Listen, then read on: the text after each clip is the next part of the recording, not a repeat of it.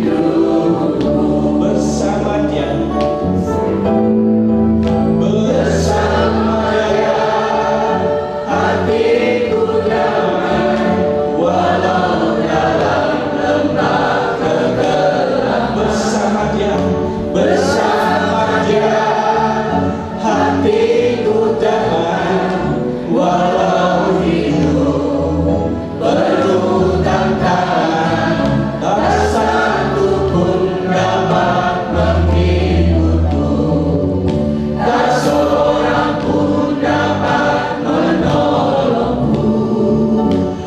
Hanya Yesus jawaban hidup. Mari kita sama-sama dulu.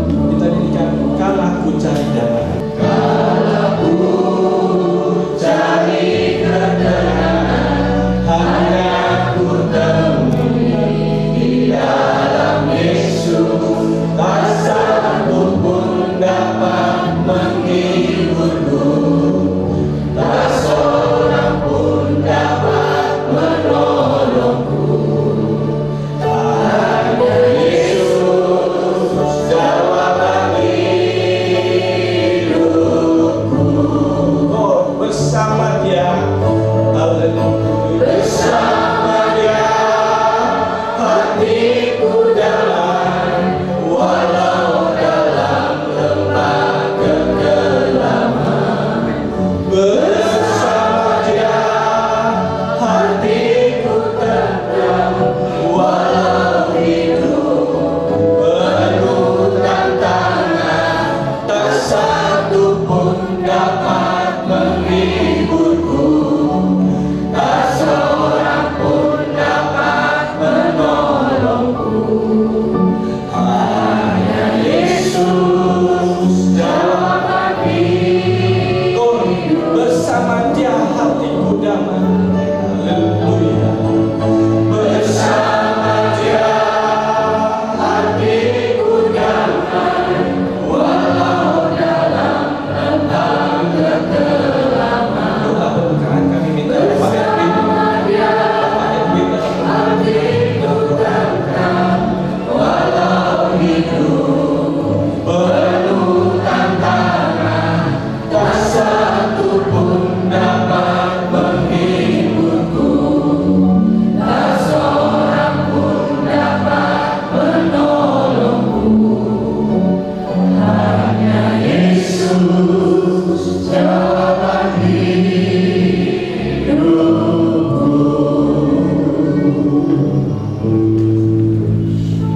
Kami datang menghadap hadirat-Mu Tuhan, di tengah-tengah sidang perkabungan Tuhan, keluarga besar yang kami kasihi Bapak Aaron bersama Ibu. Oh Tuhan, kami mohon kekuatan baru daripada Engkau Tuhan. Engkau memberikan kami sayap burung Raja Wali, dan kami dapat terbang tinggi mengatasi badai yang terjadi, yang mengamuk di dalam hidup kami. Engkau Yesus, Tuhan Juru Selamat kami, Tuhan Penolong kami, Tuhan Penghibur kami. Damai sejahtera Allah yang melampaui segala akal pikiran kami, oh memelihara hati kami, terutama Bapak Aaron sekeluarga besar. Kuasai ruangan ini Tuhan, buat kuasa firman dan Roh Kudus-Mu, malaikat-Mu berjaga sekeliling kami. Terima kasih Bapa, segala kuasa-kuasa kegelapan yang hendak mengganggu kami tolak di dalam nama Tuhan Yesus Kristus. Tuhan melindungi kami. Terima kasih Bapa, sambut berkat Tuhan melalui ibadah ini di dalam nama Tuhan Yesus Kristus. Haleluya. Amin. Berikan kepada saya khususnya pribadi, sebelum saya bersaksi, saya memperkenalkan diri saya. Nama saya Merlin Dream. Sudah 12 tahun saya bekerja di tempat ini di bawah bimbingan Bapak Erik Romanti. Dalam suka dan duka kami selalu bersama. Apapun yang kami alami dalam perusahaan ini, kami selalu hadapi bersama-sama. Satu yang menjadi kesaksian saya pribadi, pada tahun 2003 saya hampir menjual keyakinan saya hanya karena cinta. Tapi lewat bapak saya, bapak kekasih saya, Bapak Erik, dia memberikan salah satu firman Tuhan.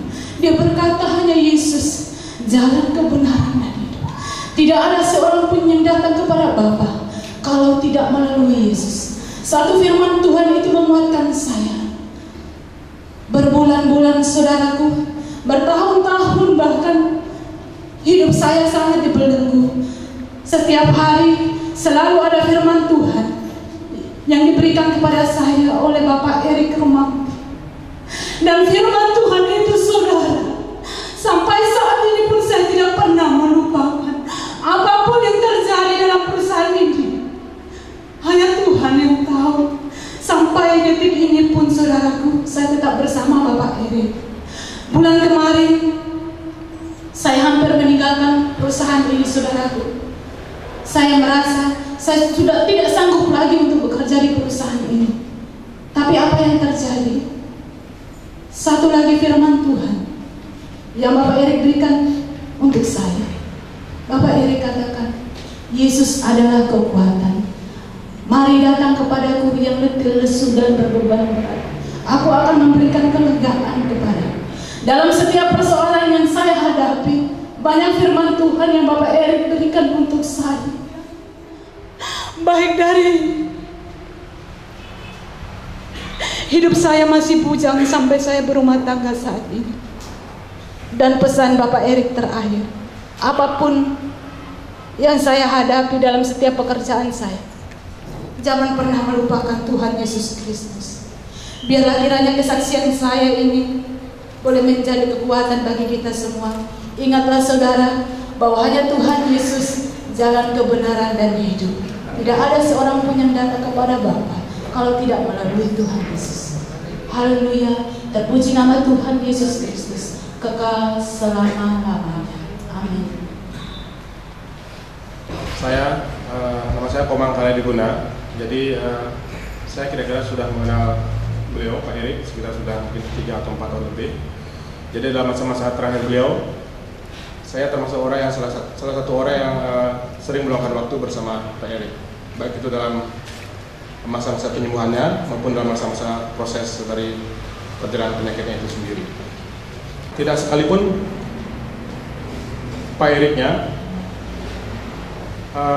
mengungkapkan rasa sesal kenapa dia mengalami hal seperti ini, akan tetapi yang dia sesalkan adalah kenapa dia tidak mampu mengalahkan apa yang dialami saat ini.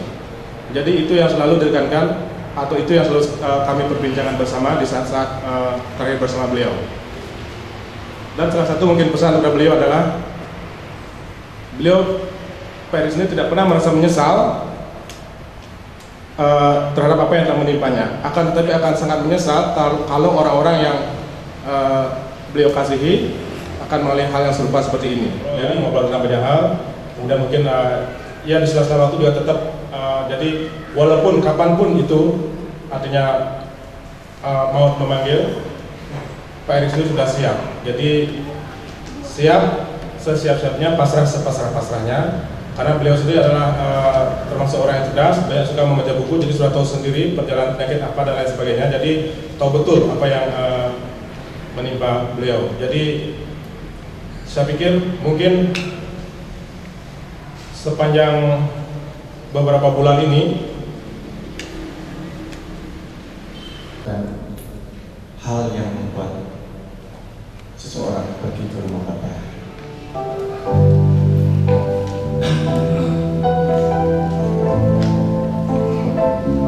Tak usah ku takut, Allah besertaku. Tak usah ku takut, Allah menjagaku. Tak usah ku bimbang, Yesus peliharaku. Tak usah ku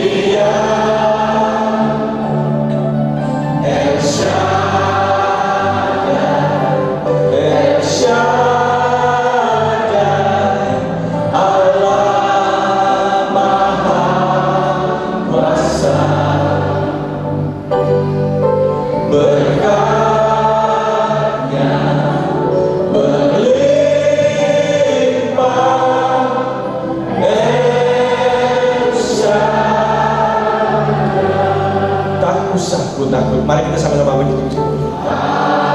Aku susah, Roh Kudus hiburku, tak usah ku cemas, Dia memberkatiku. El Shaddai, El Shaddai.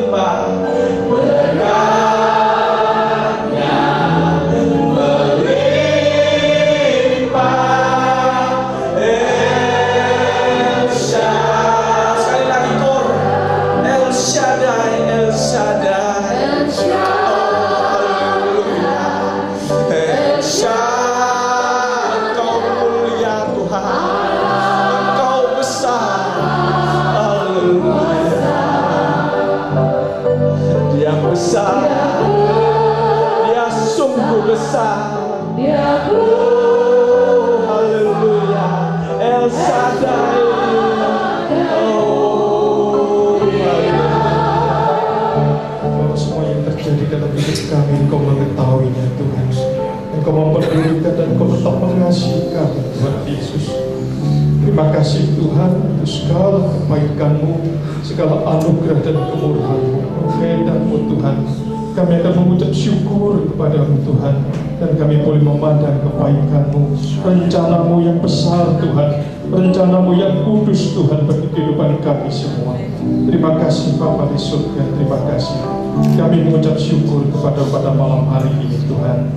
Tuhan tolong kami, berikan kami ketenangan jika sebentar kami mendengarkan sabda kebenaran firman-Mu.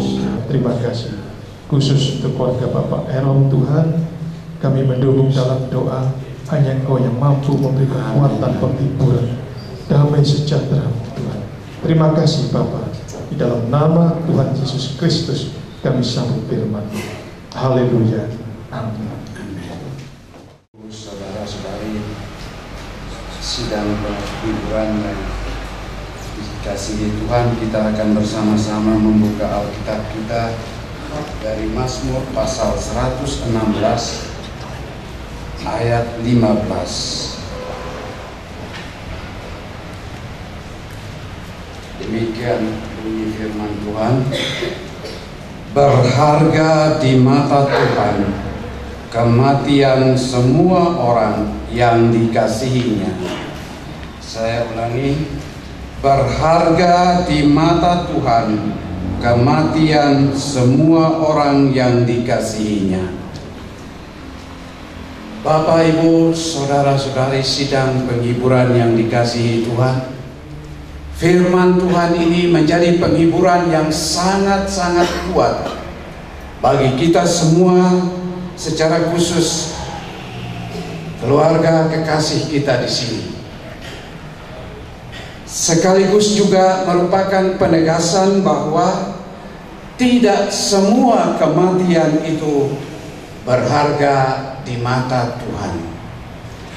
Firman Tuhan berkata, berharga di mata Tuhan kematian semua orang yang dikasihinya. Kekasihku sekalian, mungkin kita bertanya, kematian yang bagaimana yang berharga di mata Tuhan? Firman Tuhan terlalu jelas menjawab itu, bahwa kematian yang berharga di mata Tuhan adalah kematian orang-orang yang dikasihinya. Pertanyaan berikut yang mungkin timbul dalam hati kita, siapakah mereka yang dikasihi oleh Tuhan?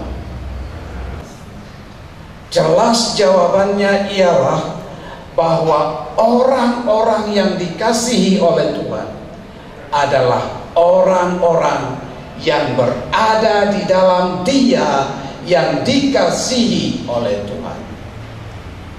Dengan statement ini kita sudah bisa menebak siapa sebetulnya yang dikasihi oleh Tuhan. Ketika Yesus menerima baptisan di Sungai Yordan, langit terbuka dan suatu suara yang sangat penting dan berharga berbunyi, "Inilah anakku yang kukasihi, kepadanya lah aku berkenan." Karena itu kekasihku sekalian, kematian yang berharga adalah kematian orang-orang yang percaya akan Yesus Kristus, yang ada di dalam Kristus Yesus Tuhan. Dan ini tidak dapat dibantah.